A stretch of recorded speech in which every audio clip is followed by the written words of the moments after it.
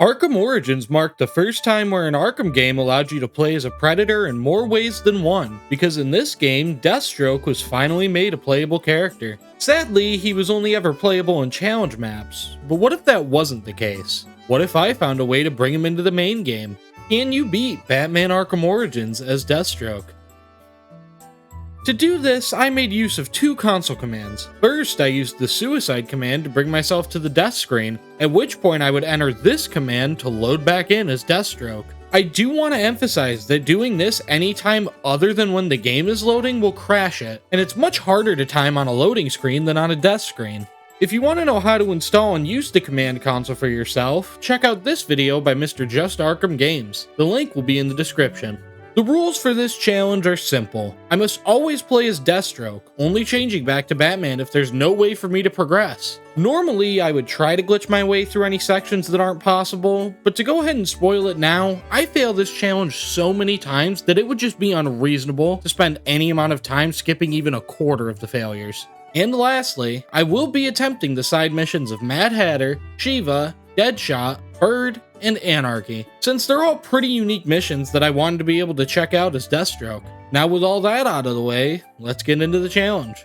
A few days ago, word got out that Black Mask was putting up a bounty of $50 million on Batman's head. With his annual Christmas vacation coming up, Bruce decided he'd just leave the task of defending Gotham to his own hired help instead of canceling. And so, he offered Deathstroke $100 million to take out all the other assassins and protect Gotham for the night. He also decided to leave Alfred behind to help Deathstroke, since his time off wasn't nearly as important as Bruce's. Blackgate started out amazingly, with me taking out the first thug and disarming Warden Joseph no problem. Things quickly derailed though, since the cutscene of Deathstroke and Warden Joseph talking crashed the game. I'll go ahead and spoil this now. A lot of this game's cutscenes crash if you're not playing as Batman. Not all of them, but a pretty decent amount. So with the challenge already failed, I switched to Batman to get through this cutscene, and then proceeded to the next room, where I immediately ran into another problem. For some reason, Deathstroke isn't able to interrogate thugs, instead choosing to knock them out. This proved to be an issue many times this run, so I once again had to switch to Batman here.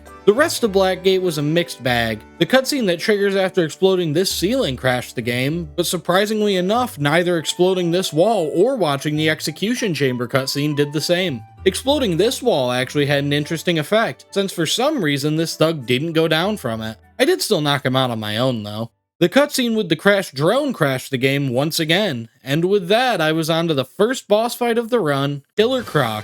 Croc wasn't very hard, but did serve as a great reminder that Deathstroke is more than just an animation swap with some unique gadgets. The timing on a lot of his attacks is slightly different than Batman's, with Deathstroke being a little slower. It also reminded me that Deathstroke is able to naturally regenerate his base health bar, so that's cool.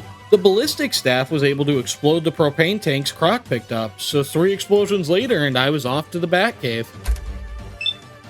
Trying to interact with the Batcomputer once again crashed the game, so I switched back to Batman to analyze the drone chip and introduce myself to my competition. Next up was the first GCR tower, which I was a bit worried for going in. My I Am the Night No Upgrades run came in handy to start out, since I learned then that this first thug can be taken down with a silent takedown. The next 3 thugs all went down to basic takedowns that Deathstroke is capable of, so my next task was to investigate this crime scene. Much to my surprise, Deathstroke is actually able to investigate crime scenes. The only problem here was that once the investigation was done, I couldn't hack the security panel to get out of the room. So I had to switch to Batman to hack this panel, as well as to pry open this door and hack the other security panel that finishes the GCR tower. But with that over with, I was now out in the city and free to track down loose lips. The first hurdle I had to get over playing as Deathstroke was the lack of gliding, which proved to be quite annoying at times. It's not that it was difficult, just incredibly slow since I had to try my best to parkour and Spider-Man web sling my way through Gotham.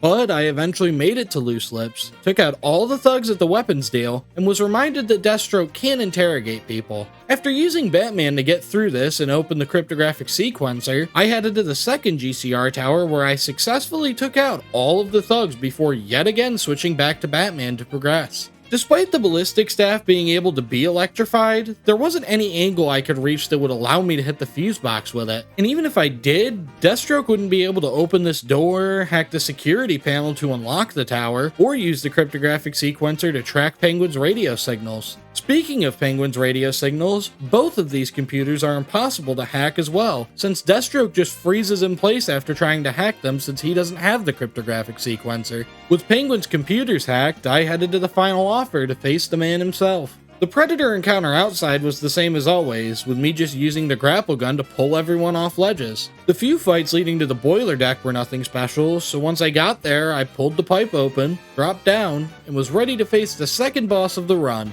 Electrocutioner.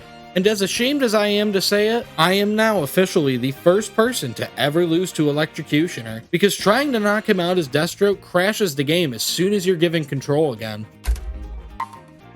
This also means that unfortunately there isn't any way to go into the boiler deck fight as Deathstroke. Either way, I'd still have to do the fight as Batman since you have to interrogate this final thug, but still, it was pretty disheartening. Also, if you haven't noticed already, cutscenes with Deathstroke have a tendency to make him look a bit, let's just say weird. For some reason, it gives him Batman's cape and neck, disappears his mask, and keeps the tiny section of his head that's modeled underneath the mask. I don't know anything about creating suit mods for these games beyond retextures, but if anyone could figure out how to make this into a skin for Batman, I would gladly give you my firstborn child. Proceeding through the final offer was easy enough. This parkour section was entirely possible because, lucky for me, proximity bombs are capable of blowing up anything explosive gel can. In this hallway, I managed to get damaged by and knock out a thug at the exact same time, something I don't know if I've ever had happen before. The casino was the first decently difficult fight of the run, but still wasn't too bad. This is also where I noticed that Deathstroke had the double special combo move upgrade. For some reason, throughout the challenge, he just seems to arbitrarily gain a bunch of upgrades I never purchased and never had before. I'm still not sure what was going on with his upgrade system, but it was really weird. Unfortunately, I do need Batman for a bunch of things in the casino though. There's a security panel, taking down Tracy as Deathstroke crashes the game, yet another security panel on Tracy's desk, and then opening this door, which crashes the game if you're not Batman. The Predator encounter that followed was super easy, since silent takedowns are still the best way to go, and the fight in Penguin's room was also easy, mostly because the enemies glitched and refused to fight me for some reason. And with that, it was time to fight the boss you've all been waiting for, myself. I'm sorry to disappoint you guys, but this fight was literally no different than usual. My attacks hit the same, countering was the same, damage output was the same. The only thing that did change was the fact that Deathstroke's Batclaw Slam sends enemies flying away instead of straight to the ground, so that made it a little easier to zone in this fight. To make up for the fact that the fight is the exact same as normal, I redid it until I cleared all 3 phases without taking any damage, proving definitively that I am the better Deathstroke.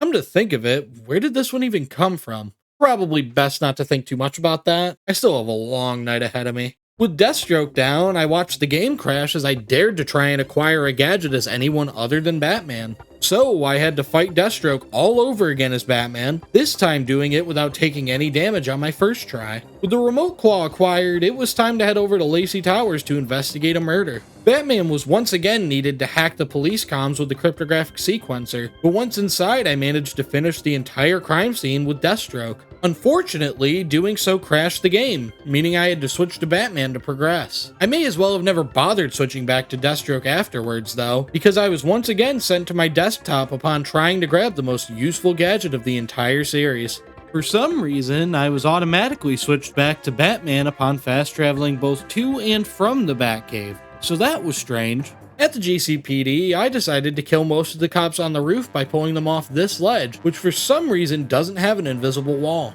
Proximity bomb got me through this weak wall to the elevator, and the remote claw got me over this group of cops. Not that I really had to go over them, considering I ended up taking them all out anyways. This is a Deathstroke playthrough after all. I'm going to do all the difficult and cool stuff I can. Immediately after this, I needed Batman to hack this security panel, and then again to interrogate Loose Lips, since Deathstroke is more interested in knocking him out, which doesn't exactly help me progress. The fight in the SWAT division went extremely well. I jump scared this cop and moved on to the Predator encounter in the bullpen. This seems like a good time to go over my strategy for most Predator encounters this run, since my strategy is obviously a bit different as Deathstroke than as Batman. Oh wait, did I just say it was different? I meant to say it's exactly the same, since the Remote Claw and Bat Claw are still broken as fuck. And a million silent takedowns later, I switched back to Batman for 3 back-to-back security panels, then switched back to Deathstroke to carry on. The holding cells fight went pretty well, and between the proximity bombs and Remote Claw, I managed to make my way up to the Disruptor.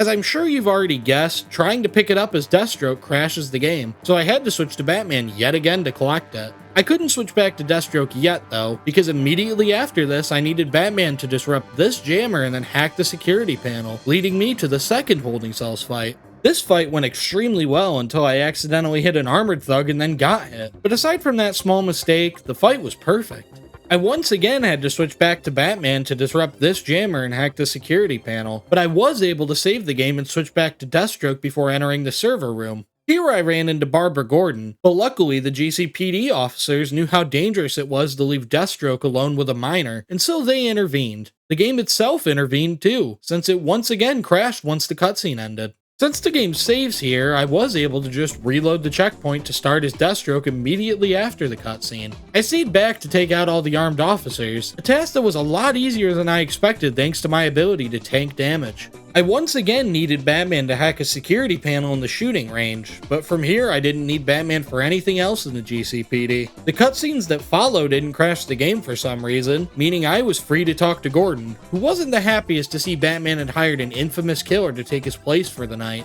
With the GCPD finished, I headed to the sewers to fail a few more times. I needed Batman to hack yet another security panel. The game crashes when trying to access the National Criminal Database, and it crashes yet again if you enter the Mad Hatter cutscene as Deathstroke, and Batman is needed to hack this security panel. The Merchant's Bank was up next, and things here didn't start great. I did fail again, since you need Batman to disrupt this jammer and hack this panel, and even though a proximity bomb worked to activate the cutscene, the game crashed immediately after it ended. When it came to the actual Predator encounter though, things went pretty well. Even though you're supposed to interrogate the final thug here, the game actually updates your objective once he's knocked out, not once he's interrogated, meaning that Deathstroke's method of asking no questions actually worked for once. For some reason, the doors never unlocked through this method, but a simple reload of the checkpoint was able to fix that. With Shiva's first conversation just ahead of me, I found it an appropriate time to stop and do some side missions. Surprisingly enough, the game didn't crash when she attacked me, but the conversation afterwards was pretty brief.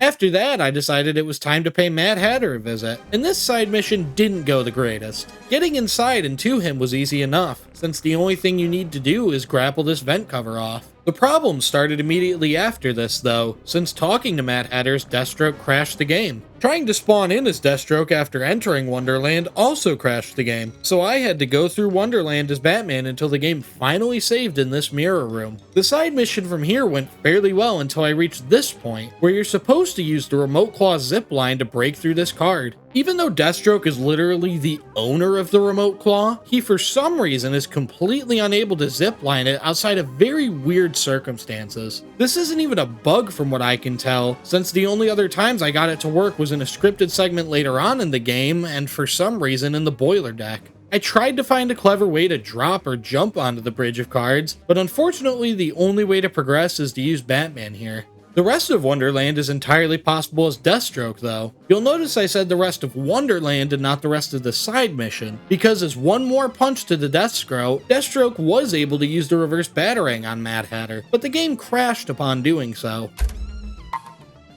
With such a crippling defeat at the hands of the only person more predatory than Deathstroke, I decided to go back to the main story for a bit and headed to the steel mill. The fights in Sionis' office in the loading bay weren't difficult, so I blasted through the first bit of the steel mill with ease. Interacting with the computer in the office did crash the game though, so Batman was required to get through that and to hack the security panel immediately afterwards. The warehouse fight wasn't particularly difficult. The first wave was just a bunch of normal thugs and one armored guy, so they went down pretty quickly. The second wave introduces an armored brute, and while this did increase the difficulty a bit, things still went extremely well in this second wave. The brute made it easy to build up a combo for special combo takedowns, and I probably could have optimized this even more if I had taken advantage of the double special combo move upgrade. Breaking open this wall is entirely possible as Deathstroke, and the same goes for investigating this crime scene in the elevator. Accessing the drug lab wasn't possible though, thanks to this security panel blocking the door. I need to use the security codes to open this door. I need to use the security codes to open this door. I need to use the security codes to open this door. I initially wanted to go for silence here, but that plan went out the window the second I did a drop attack on this sniper. The remote claw did wonders to thin out the numbers, with a few propane takes being great for instant takedowns, and it allowing me to pull this guy off a 5-foot ledge. It would have been even more useful if Deathstroke started out with the heavy reel ammo, which allows you to attach thugs directly to vantage points for instant takedowns. The rest of the room I just lured over here by taking out a thug, then used a stun grenade to take them all out in the smoke.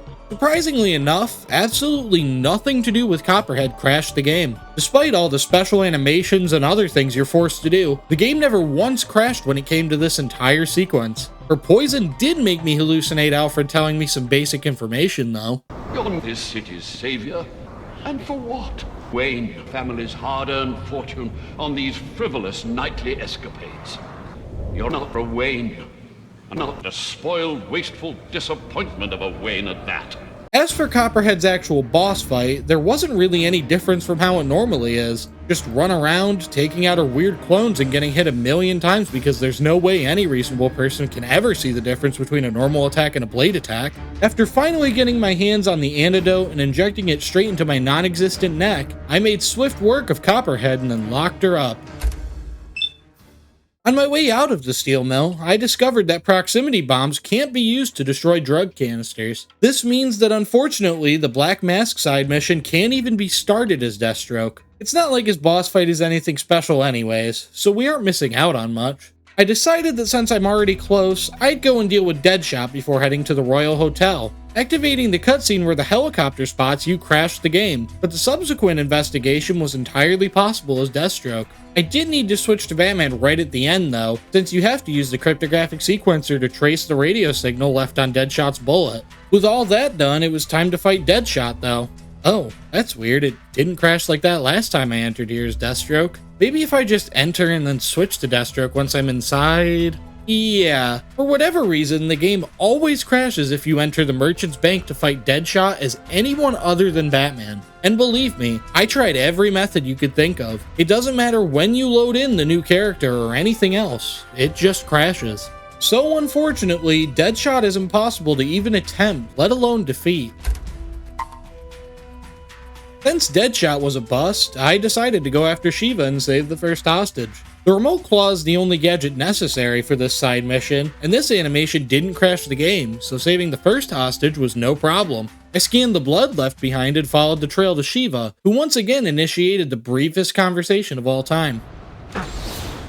Right around this point was when I finally made the realization that I couldn't remember clearing very many Dark Knight challenges. Curious as to why, I checked out the Dark Knight menu to find out. Yes, that's right. I did obtain negative 2,147,483,648% progress in every Dark Knight category. I really don't know how it took me this long to figure out the Dark Knight system is so glitched when you're not Batman, but it was pretty interesting to see. Arriving at Wonder Tower, it was finally time to face Shiva herself. Phase 1 was easy enough, since she just acts as a martial artist with a few ninjas for backup. Although her health bar was a bit glitched for the duration of the fight, I managed to quickly knock her down to half health and initiate Phase 2, where she acts as a ninja with martial artists for backup. Phase 2 was mostly comprised of me fighting the martial artists, since Shiva herself was just a joke in this fight. After a while, I managed to knock them all out and deal the final blow, defeating Shiva and proving that her entire side mission is possible as Deathstroke.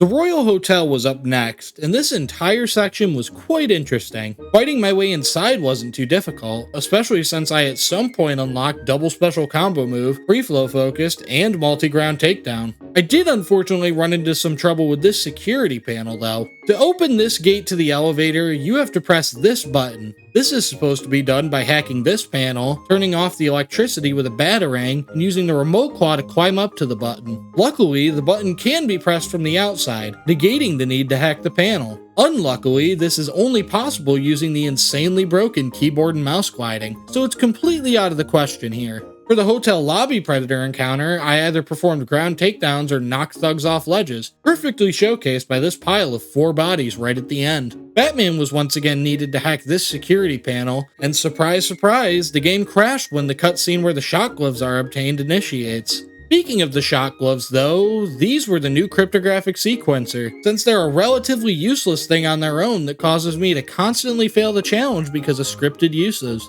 I immediately needed the shot gloves 4 times, power this lift, open this gate, power this elevator, and to open this gate after the elevator. Despite not normally being able to zipline, Deathstroke was able to zipline between the towers of the Royal Hotel, most likely because this is automatically started upon the grapple and not activated manually. This victory wasn't too exciting though, because immediately after this I once again needed the shot gloves to open this gate and the disruptor to get past this turret. Heading into the West Tower Ballroom, I immediately hit some more trouble after clearing out these enemies. In this room, you have to go through a series of obstacles set by Joker, requiring the use of various different gadgets. For this first puzzle, I was able to use the ballistic staff to hit both of these buttons to open up the anchor points. The remote claw enabled me to jump up here, where I used a proximity bomb to break open the wall. But unfortunately, the last step is to hack a security panel. The next puzzle wasn't any nicer, since it required the use of the remote control batarang to hit this fuse box. The third and final puzzle was just a matter of popping these balloons in a specific order though, so at least that one was easy enough. One thing I do want to highlight here, since this is probably the clearest example in my over 10 hours of footage, is that the thugs do actually refer to me as Deathstroke and not Batman most of the time. Merry Christmas, Deathstroke!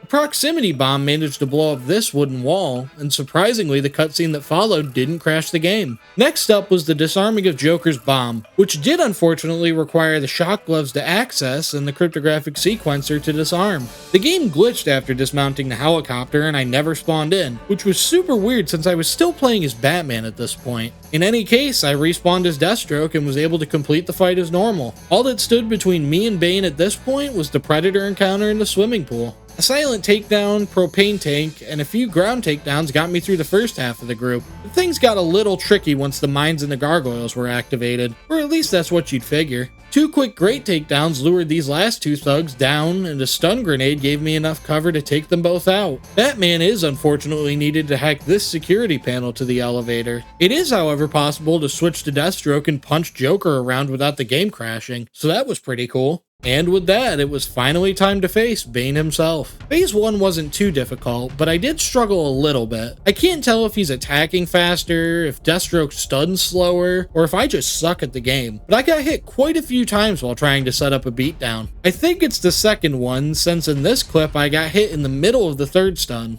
Phase 2 wasn't too difficult either, since it was the exact same but with the added task of disabling his venom tank before I could deal any damage. In fact, I had a bit of an easier time because I didn't focus on beating him down, instead remembering that he's damaged by normal attacks too. I wish I could say Phase 3 continued the trend of low difficulty, but that would just be a lie, because Phase 3 is actually impossible. For some reason, the Bane Train attack just refuses to work when playing as Deathstroke. Instead of actually doing the Bane Train, Bane just lunges forward tiny distances before restarting the attack, meaning he could never actually finish it and get to a state where he can be damaged. I tried over and over to damage or ultra stun him in this state, getting extremely close a few times, but sadly it's just impossible from what I can tell.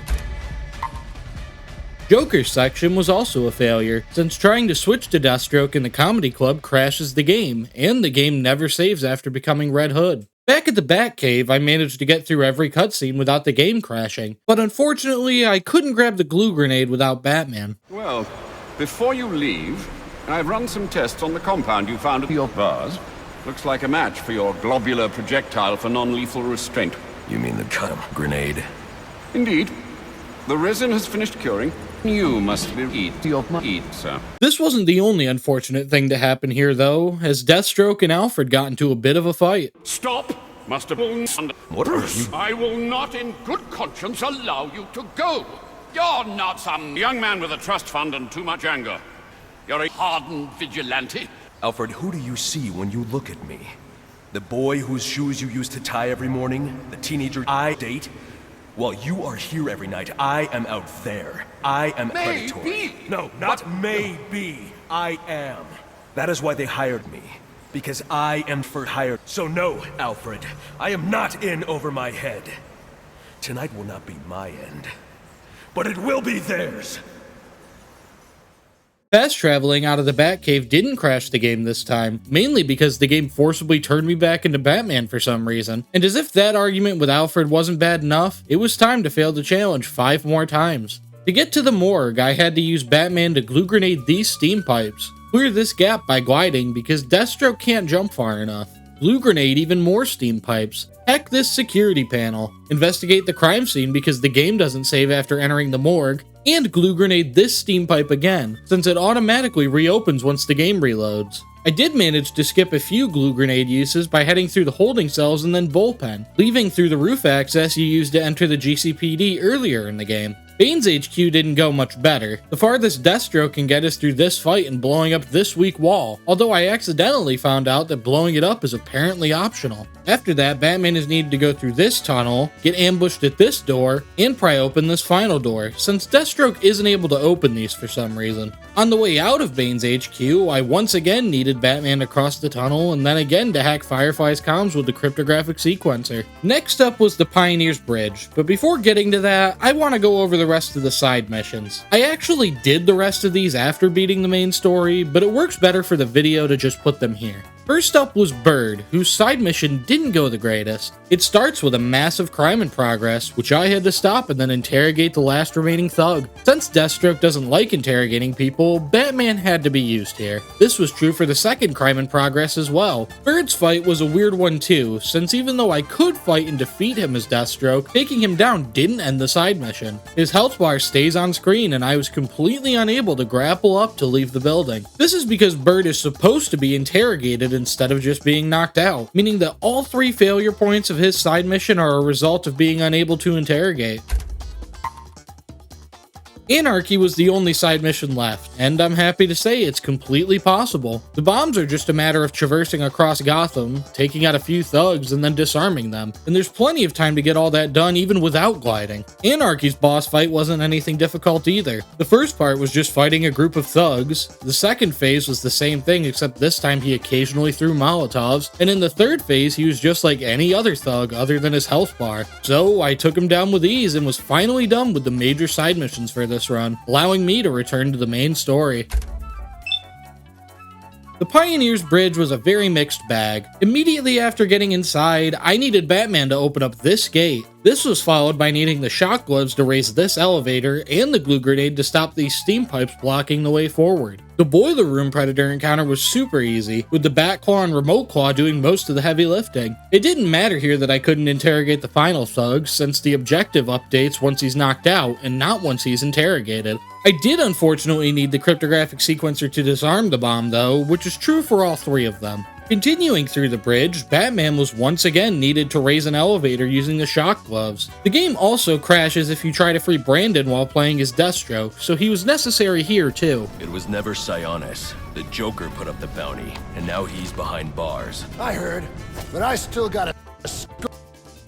The second bomb was guarded by only 4 thugs and also required the use of the cryptographic sequencer, so after that it was time for the third and final bomb. On the way to it, I needed the shock gloves yet again to open this door. Fortunately, this was followed by an instance of Deathstroke being better than Batman for once. Normally, when you approach this wall and spray explosive gel on it, the floor collapses and you're forced to do a platforming section. Since Deathstroke uses proximity bombs and not explosive gel, he's able to just blow up the wall and go through here much quicker. Deathstroke does have all the requirements to complete the platforming section, but it's still cool that I was able to skip it so easily. The third bomb is guarded by a room of various thugs, which were extremely easy to take out thanks to the electric fence, multi-ground takedown, and my ability to send them into space with my super strength. The only enemy that was a problem was this shield thug, but that was just because the game wouldn't let me aerial attack him for some reason. The electric fence was all I needed to take him down though, allowing me to switch back to Batman and disarm the final bomb.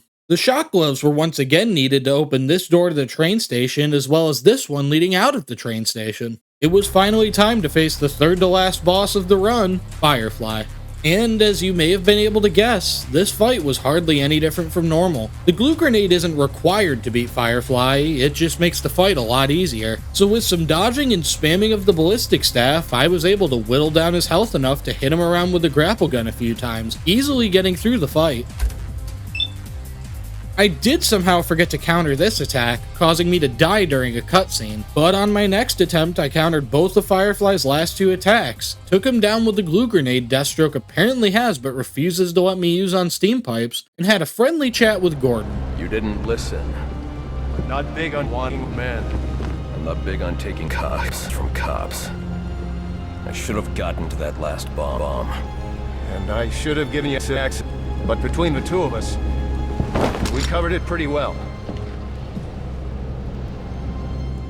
Heading back to the Batcave, Bane called to let me know that Alfred wasn't quite done being a drama queen for the night, since he had apparently destroyed the entire place in an attempt to stop me from the crime fighting I was doing. I thanked Bane for the upstanding professional courtesy he showed me and then headed home to stop Alfred before it was too late. Unfortunately, Deathstroke couldn't be the one to clean the mess up, because just about everything here crashed the game. Trying to turn detective mode back on with the Bat computer crashed the game, and so does trying to free Alfred from under the Batmobile. It was then that I realized why Alfred had done this. It wasn't to get back at me, to disable my ability to crime fight. I mean, this isn't even my home base. Why would that be his goal in destroying this? No, his goal was to bring Bruce back to Gotham, and it worked out for him. Bruce was back, and after saving Alfred, he still wasn't in the mood to be super helpful. So, he stayed in the Batcave to watch him while I went to stop the riot at Blackgate. Trying to respawn as Deathstroke upon first landing at Blackgate crashed the game, so I had to do the first fight as Batman and then respawn as Deathstroke once the game saved. In the sewers, I was able to get through these weak floors with a proximity bomb and use the remote quad across a decent amount of the electrified room. This jump proved to be impossible though, since it's just barely too far to make it without gliding. It's not like we can get out of here as Deathstroke anyways though, since Batman is needed to use a glue grenade to cross the room, a remote control batarang on this fuse box, and another glue grenade to destroy this weak wall. That's not all though, since the glue grenade is needed to traverse the water in the next room and to block 5 different sets of steam pipes just to get to prison maintenance, where Batman is needed yet again to open this gate with the shock gloves. The Nexus Predator encounter was up next, and things here weren't too bad. Sending people over ledges is still the easiest way to complete this room by far, so that's exactly what I did. The heavy reel ammo also helped a lot in taking some thugs out, and I even managed to get a thug on top of this part of the room, which I've never done before. Unfortunately, the best part of this room, interacting with Mommy, crashed the game when I tried to do it as Deathstroke. But with the Nexus done, I made my way through a few more combat encounters with relative ease. Crashed the game by trying to talk to my clone that I still don't know the origins of whatsoever. Seriously, where did this guy come from? And finally made it to the Panopticon to face Bane once more. Phase 1 of this fight went exactly like the final phase of the previous one. Bane continually lunged but never actually went into the Bane train, making it impossible to damage him. Phase 2 was a different story though, thanks entirely to the thugs who come to back Bane up. I was able to use these thugs to build up my combo, allowing me to use a special combo move on Bane to destroy his venom tubes and damage him. Utilizing this method, I cleared phase 2 pretty easily, somehow didn't crash the game when reviving Bane with the shock gloves, and was on to the final boss, TN1 Bane. And as anticlimactic as it is, TN1 Bane was exactly the same as normal. I just used silent, vent, or great takedowns to damage him, hopefully knocking him into electric fences for extra damage. The only way this differed from the normal fight is that it couldn't be completed, since entering the cutscene that ends the fight as Deathstroke crashes the game. After getting through the section as Batman, I saved Warden Joseph and met up with Gordon, at which point the game crashed yet again as soon as the cutscene ended. But with all that done, I headed to the chapel, disarmed Joker, beat him down mercilessly, and proved that no, you cannot beat Batman Arkham Origins as Deathstroke. Ironically enough, even though you can defeat Joker's Deathstroke, you can't load back into Gotham after the credits as him. Instead, you're met by an infinite black screen. After all the misery, all the suffering, this game couldn't even do the poetic thing of giving me one last crash right at the end. No, it had to take away any sense of completeness and humor and give me a failure that had never been seen before in the run. But at the same time, it is almost funnier this way that the challenge that tested my patience so much stripped away such a poetic ending, only to deliver even more disappointment.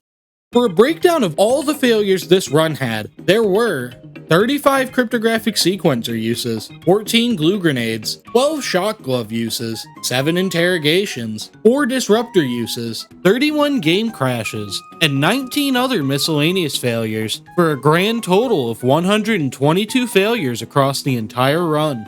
As cruel and patience-trying as this challenge could be at times, it was still a ton of fun. Despite being more or less just a reskin of Robin and Nightwing mashed together, Deathstroke is still an extremely cool and fun character to play as, and I'd highly recommend trying out this challenge for yourself if you're on PC.